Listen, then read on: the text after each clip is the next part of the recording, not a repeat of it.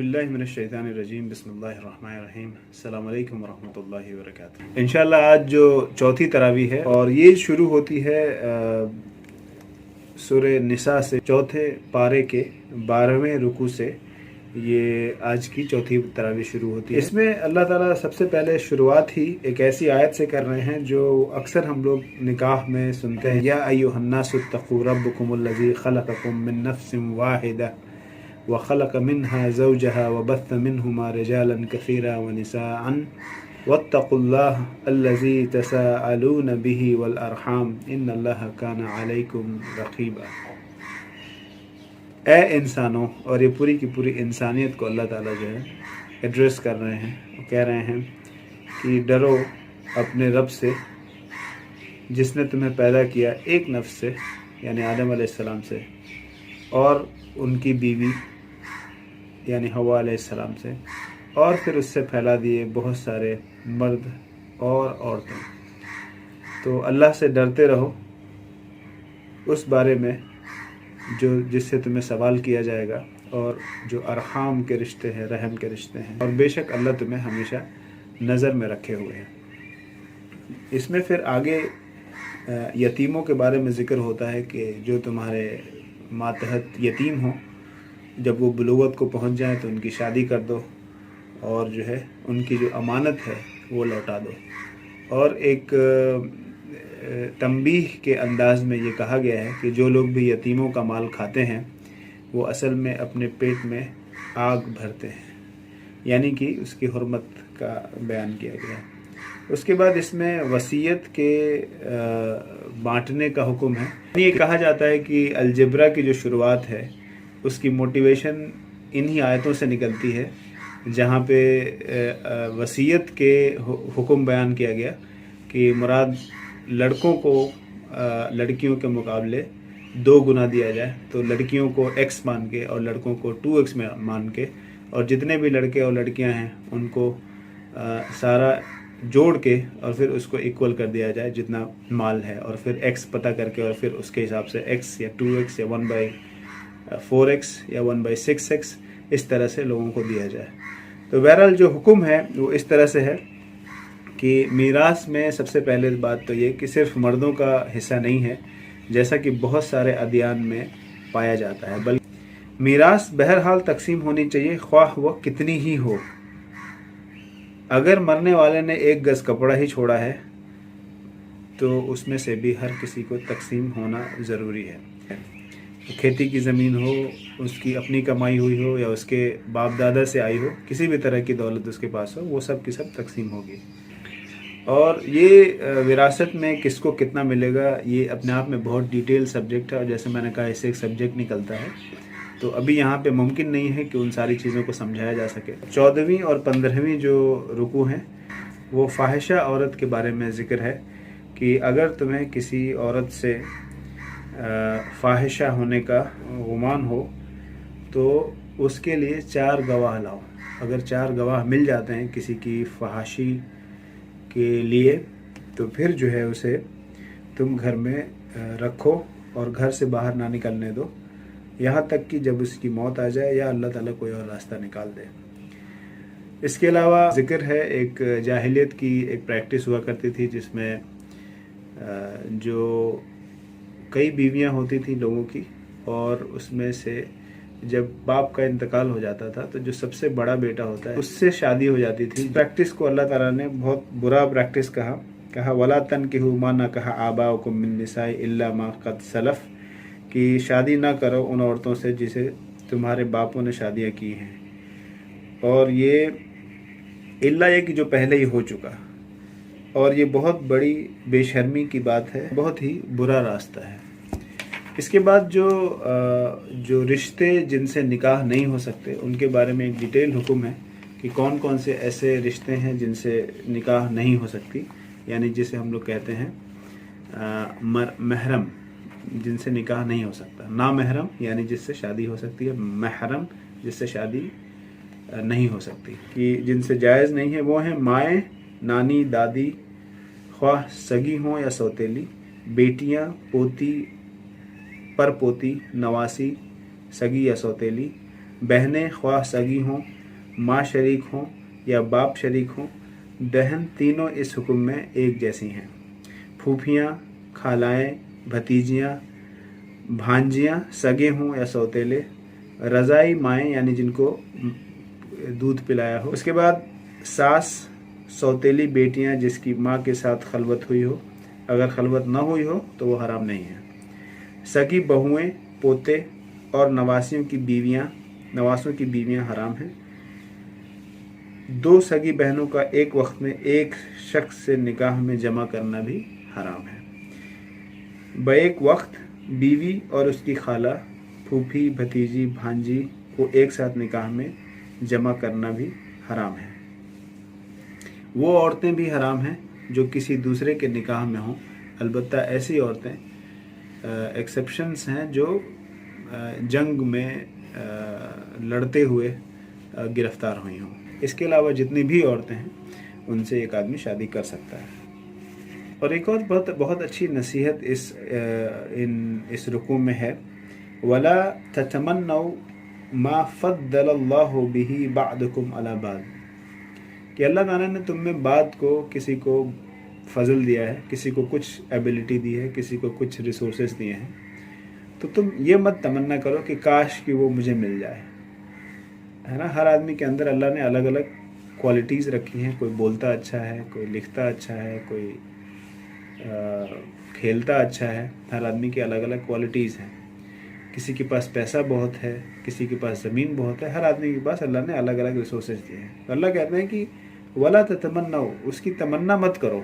जाहिर सी बात है, जब आदमी तमन्ना करने लगता है तो फिर वो उस रास्ते में अमल गामजन भी हो जाता है, उसको काम को करने भी लगता है, जिससे वो उसको या तो उसके बराबरी करना चाहता है या उससे आगे निकलना चाहता है, तो फिर उस कोशिश में लग जाता है और जो असल मकसद है दुनिया का वो भूल जाता है, और उसी में एक दूसरे से आगे निकलने की होड़ में वो सब कुछ भूल जाता है, जिसको अल्लाह ताला ने अल्हाकुमुत तकासुर हत्ता ज़ुरतुमुल मक़ाबिर, कि एक दूसरे से आगे निकलने की कंपटीशन में ये लोग भूल जाते हैं दुनिया की असल हकीकत को, यहाँ तक कि अपने कब्रों तक पहुँच गए हैं।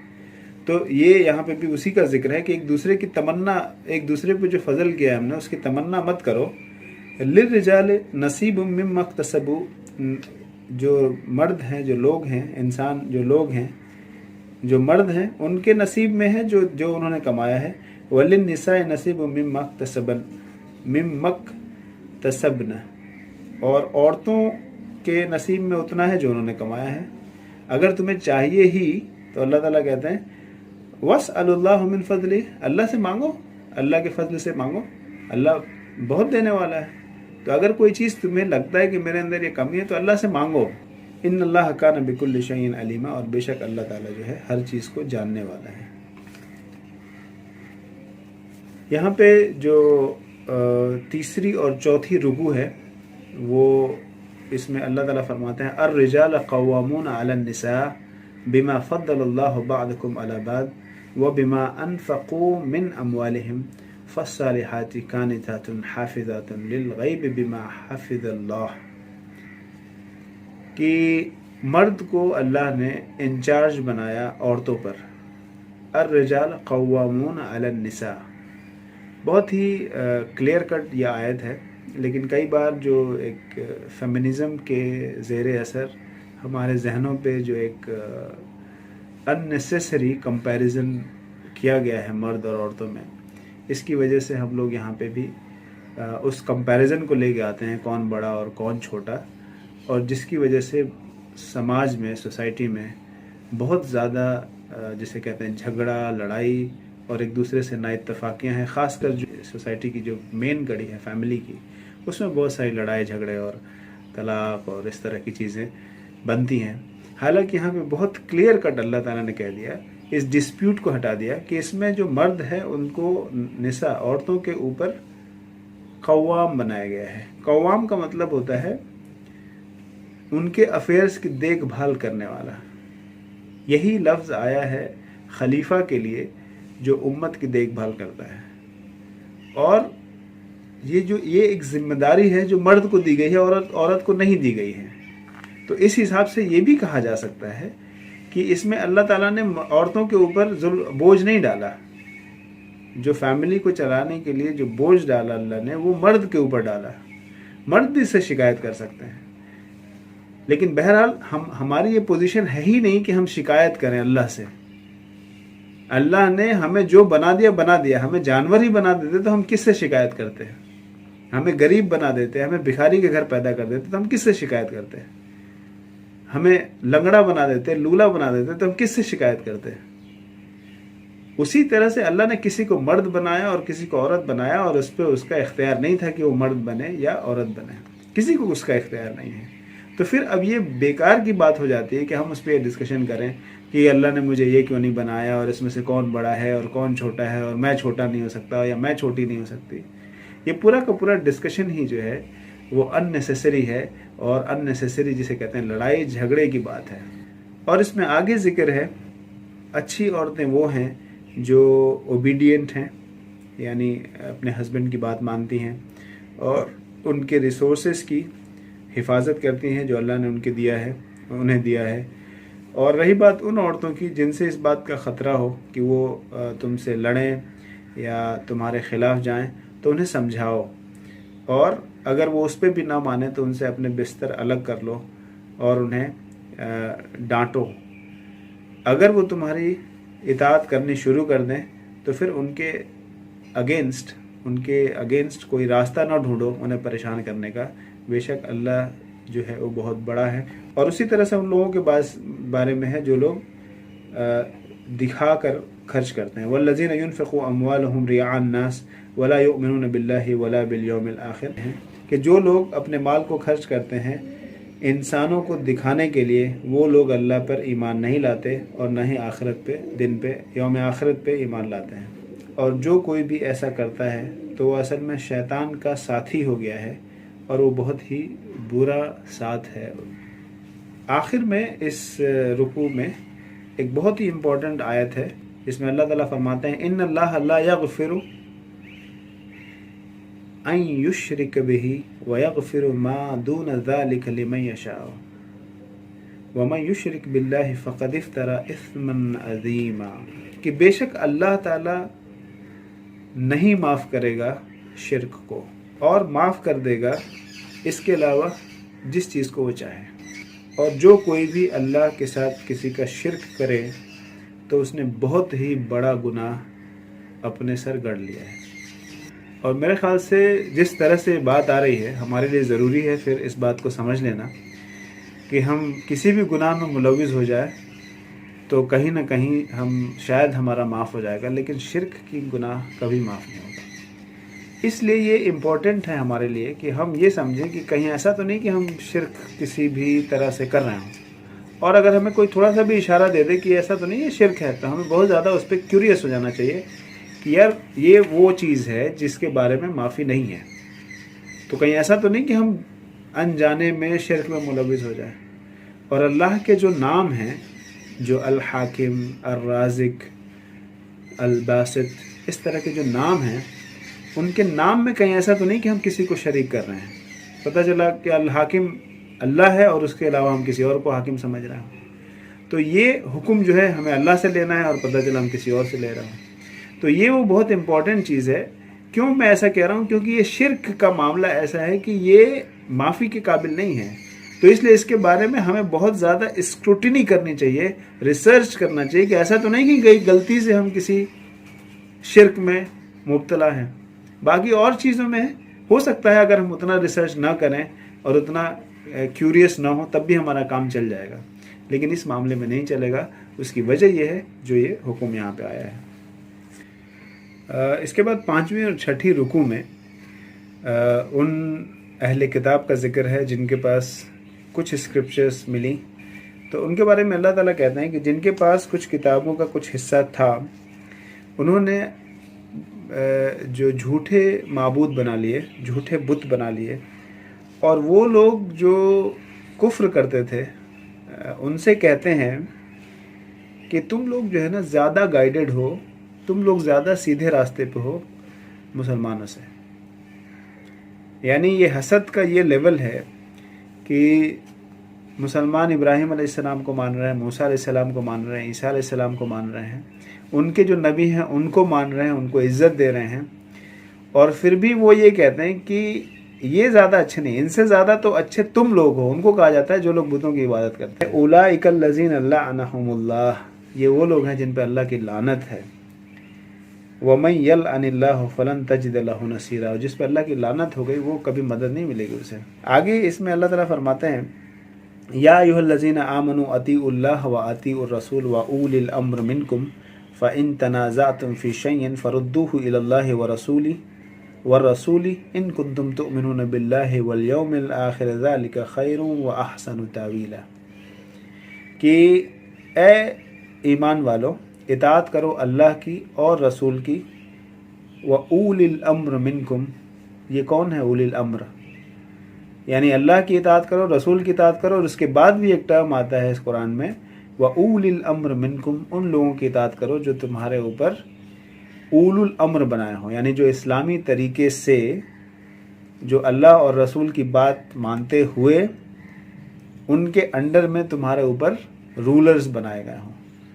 ऐसे कोई भी रूलर्स नहीं, और इसका हुक्म हम कई बार जो है आजकल किसी भी रूलर के लिए लगा दिया जाता है। हालांकि ये बात आई अल्लाह की इताअत करना, उसके बाद रसूल की इताअत करना, उसके बाद उलुल अम्र की इताअत करना, जिससे साफ जाहिर है कि उलुल अम्र भी रसूल की इताअत करेगा और अल्लाह की इताअत करेगा। यानी शरीयत के एतबार से जो उलुल अम्र हो उसकी इताअत मुसलमानों के ऊपर फ़र्ज़ कर दी गई है, यानी शरई तरीके से वो हमारा रूलर बना हो। इस्लाम में जो पॉलिटिकल सिस्टम है उसके हिसाब से वो रूलिंग कर रहा हो, कुरान को नाफिज कर रहा हो, और रसूल सल्लल्लाहु अलैहि वसल्लम की जो शरीयत है उसको नाफिज कर रहा हो, उसके ऊपर जो है उसकी इताअत करना मुसलमानों के ऊपर फ़र्ज़ है इस आयत के हिसाब से।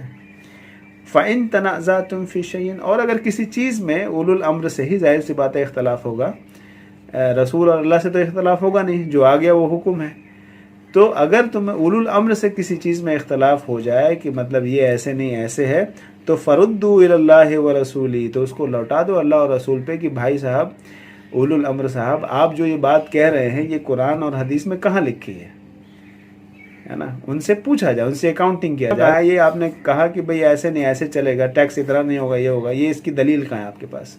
ये है यहाँ पे मतलब फ़रुद्दू इलल्लाहि व रसूली इन कुंतुम तुमिनून बिल्लाहि वल यौमिल आखिर, अगर तुम ईमान लाते हो अल्लाह पर और आखिरत पे, ज़ालिका खैर, ये तुम्हारे लिए बेहतर, व अहसनु तामीला। और फला व रब्बिक ला युमिनून हत्ता युहक्किमुक फ़ीमा शजर बैनहुम सुम्मा ला यजिदू फ़ी अनफुसिहिम हरजम मिम्मा क़ज़ैतु व युसल्लिमू तस्लीमा, कि तुम्हारे रब की कसम। और कुरान में अल्लाह ताला पहली बार और एक ही बार मोहम्मद सल्लल्लाहु अलैहि वसल्लम के रब की कसम खा के कहते हैं, यानी अपनी कसम खा के कहते हैं, तुम्हारे रब की कसम ये लोग मोमिन नहीं हो सकते। फला व रब्बिका, तुम्हारे रब की कसम, ला युमिनून, ये ईमान वाले नहीं हो सकते, हत्ता युहक्किमुक फ़ीमा शजर बैनहुम, यहाँ तक कि अपने सारे मामले में आपको अपना हकम न बना लें, फासिल न बना दें, फैसला करने वाला न बना दें। सुम्मा ला यजिदू फ़ी अनफुसिहिम हरजन, और उसके बाद अपने दिल में, अनफुसिहिम, अपने दिल में थोड़ी सी भी भारीपन महसूस ना करें, हरज महसूस ना करें कि अरे यार बड़ा गलत हो गया, अल्लाह के और रसूल सल्लल्लाहु अलैहि वसल्लम की बात मानने से बड़ा नुकसान हो गया, या हमारे हक़ में फ़ैसला नहीं है, अगर मैं अल्लाह और रसूल के अलावा किसी और की राय लेता तो मुझे फ़ायदा हो जाता। 7वीं और 8वीं रुकू में एक प्रोबिंग क्वेश्चन है अल्लाह की तरफ से, और जब ये सवाल आता है मेरे ख़्याल से मेरे सामने और आपके सामने भी जब आएगा ये और आता होगा, तो आपको भी समझ में नहीं आता कि मुंह कहाँ छुपाएं। और अल्लाह ताला कहता है, वमा लकुम ला तुक़ातिलू फ़ी सबीलिल्लाहि वल मुस्तदअफ़ीन मिनर रिजालि वन निसाइ वल विल्दानि लज़ीना यक़ूलूना रब्बना अख़रिजना मिन हाज़िहिल क़रयति ज़ालिम अहलुहा वजअल लना मिन लदुनका वलिया वजअल लना मिन लदुनका नसीरा, कि तुम्हें क्या हो गया है कि तुम उनसे जंग नहीं करते अल्लाह के रास्ते में जो कमज़ोर हैं, मर्द और औरत और बच्चे जो चिल्ला रहे हैं, ऐ मेरे रब यहाँ पे हमारे साथ बहुत ज़्यादा जुल्म किया जा रहा है, इसलिए आप अपने पास से अपना कोई वली, दोस्त भेज दीजिए, اور ہمارے لیے اپنے پاس سے مدد بھیجیے. یعنی یہ جب کوئی کمزور عورت، مرد، بچے جب یہ آواز دے رہے ہوں کہ یہاں پہ ہمارے ساتھ بہت ظلم ہو رہا ہے، اور وہ اللہ سے کہہ رہے ہیں کہ یا اللہ اپنے پاس سے کسی ولی کو بھیجیے اور کسی نصیر مددگار کو بھیجیے، تو اللہ تعالیٰ تو خود بھی کر سکتا ہے یہ کام، لیکن اللہ تعالیٰ جانچ رہا ہے نا ہمیں. یہی تو اللہ تعالیٰ نے کہا وَلَنَبْلُوَنَّكُمْ، ہم تمہیں جانچیں گے. الَّذِي خَلَقَ الْمَوْتَ وَالْحَيَاةَ لِيَبْلُوَكُمْ أَيُّكُمْ أَحْسَنُ عَمَلًا. یہ جانچنے کا مسئلہ ہے نا. تو اللہ تعالیٰ نے ہمیں بھیجا ہے جانچنے کے لیے، ٹیسٹ کے لیے. تو جب لوگوں کے ساتھ کہیں کوئی مصیبت آتی ہے تو اللہ تعالیٰ ہم سے پوچھتا ہے. اللہ چاہے تو خود کر دے سارا معاملہ، اس کو تو کن فیکون کرنا ہے بس، لیکن وہ ہماری طرف دیکھتا ہے کہ بھائی ٹیسٹ تو آپ کی ہو رہی ہے، یہاں پہ ایک مسئلہ ہے، آپ موجود ہیں وہاں پہ، سن رہے ہیں باتیں، کیا کر رہے ہیں آپ. ایک دوسری آیت یہاں پہ آتی ہے افلا یتدبرون القرآن ولو کان من عند غیر اللہ لوجدہ فیہ اختلافا کثیرا. افلا یتدبرون القرآن، کیا تم قرآن میں غور و فکر نہیں کرتے؟ ہے نا، اللہ تعالیٰ سوال کر رہا ہے، کیا تم قرآن میں غور و فکر نہیں کرتے؟ ولو کان من عند غیر اللہ، اگر یہ ہوتا کسی ایسے لوگوں کے پاس اللہ کے علاوہ، لوجدوا فیہ اختلافا کثیرا، تو تم پاتے اس میں بہت سارے اختلاف، بہت سارے کانٹرڈکشنز. اور الحمدللہ ہم قرآن پڑھتے ہیں اور ہم سمجھتے ہیں ساری چیزیں، اور ہم دیکھتے ہیں کہ اس پورے قرآن میں ایک کانسوننس ہے، ایک طرح کی بات ہے، اس میں کانٹرڈکشنز نہیں ہیں، ہے نا.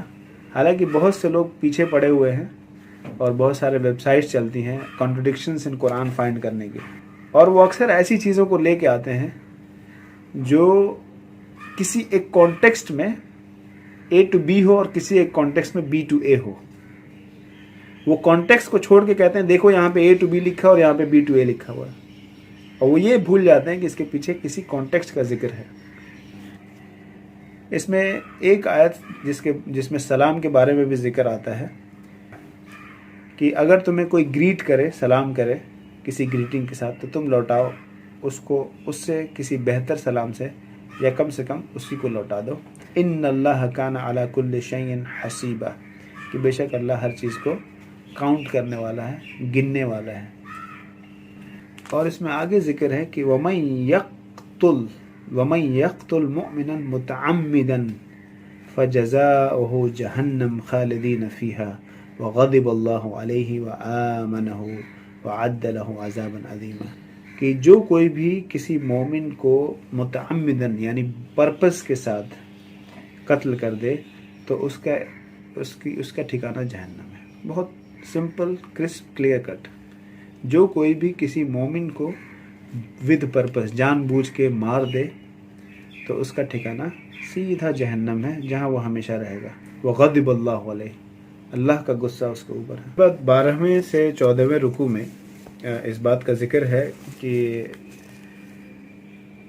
اللہ تعالیٰ فرماتے ہیں فَإِذَا قَضَيْتُمُ الصَّلَاةَ فَاذْكُرُوا اللَّهَ قِيَامًا وَقُعُودًا وَعَلَى جُنُوبِكُمْ، کہ جب تم نماز پڑھ لیا کرو تو پھر ذکر کرو اللہ کا کھڑے، بیٹھے اور اپنے بغلوں میں، جانب میں. فَإِذَا أَطْمَأْنَنْتُمْ فَأَقِيمُوا الصَّلَاةَ إِنَّ الصَّلَاةَ كَانَتْ عَلَى الْمُؤْمِنِينَ كِتَابًا مَوْقُوتًا، اور جب تم اطمینان میں ہو تو نماز قائم کرو. نماز فرض کی گئی ہے مومنین پر اس کے اپنے وقت پہ.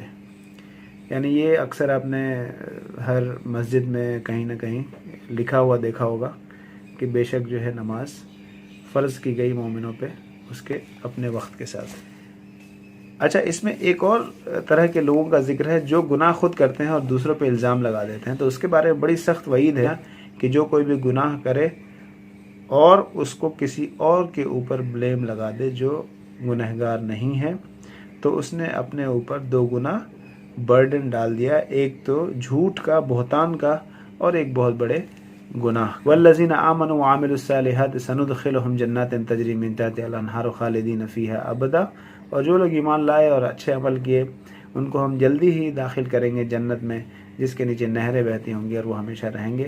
وعد اللہ حق، اللہ کا وعدہ حق ہے۔ ومن اصدق من اللہ قیلا، اور کس کی بات زیادہ سچی ہو سکتی ہے مگر اللہ کی، کہ اس سے اچھا دیندار کون ہو سکتا ہے جس نے اپنے مقصد کو اللہ کے لیے صرف کر دیا، یا اپنے منہ کو اللہ کی طرف موڑ دیا، یعنی ساری دنیا سے ہٹا کے اپنے منہ کو اللہ کی طرف موڑ دیا، جدھر آپ چاہیں ویسے ہمیں موڑ لیں، اپنے سارے مقاصد، چھوٹے موٹے مقاصد کو چھوڑ کے اللہ کے مقصد کے پیچھے چلا گیا، تو اس سے بہتر ریلیجن کس کا ہو سکتا ہے؟ اور اس میں ذکر آیا ابراہیم حنیفہ، ابراہیم علیہ السلام کا، جو یکسو ہو کر اللہ کی عبادت کرتے تھے اور اللہ کی بات کو مانتے تھے، اور واتخذ اللہ، اور اللہ نے بنا لیا انہیں اپنا خلیل، واتخذ اللہ ابراہیم خلیلا، اور اللہ نے انہیں اپنا دوست بنا لیا۔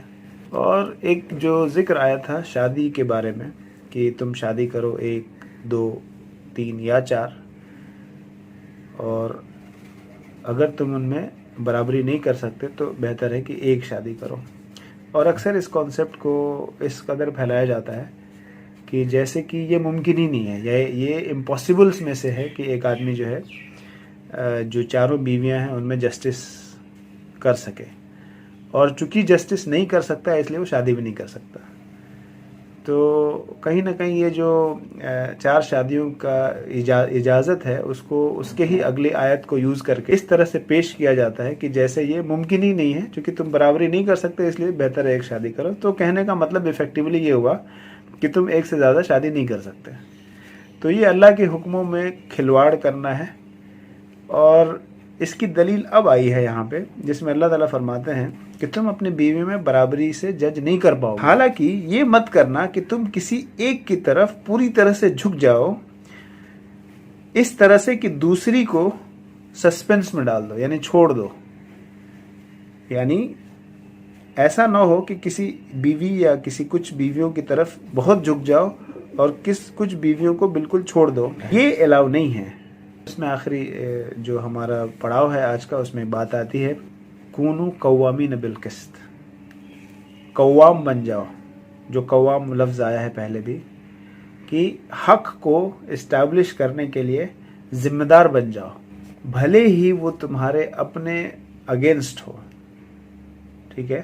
یعنی کسی جسٹس کسی کام میں ہو سکتا ہے تم کوئی فیصلہ دو، وہ تمہارے خود کے اگینسٹ ہو، یا تمہارے والدین یا تمہارے قرابت داروں کے اگینسٹ ہو، یا امیروں کے اگینسٹ ہو، یا فقیروں کے اگینسٹ ہو، کسی کے بھی اگینسٹ ہو، تمہیں تو اس حق کو نافذ کرنا ہے، ٹھیک ہے؟ اس عدل یا جو بھی عدل کی بات ہے اس کو نافذ کرنا ہے، وہ کسی کے بھی اگینسٹ ہو۔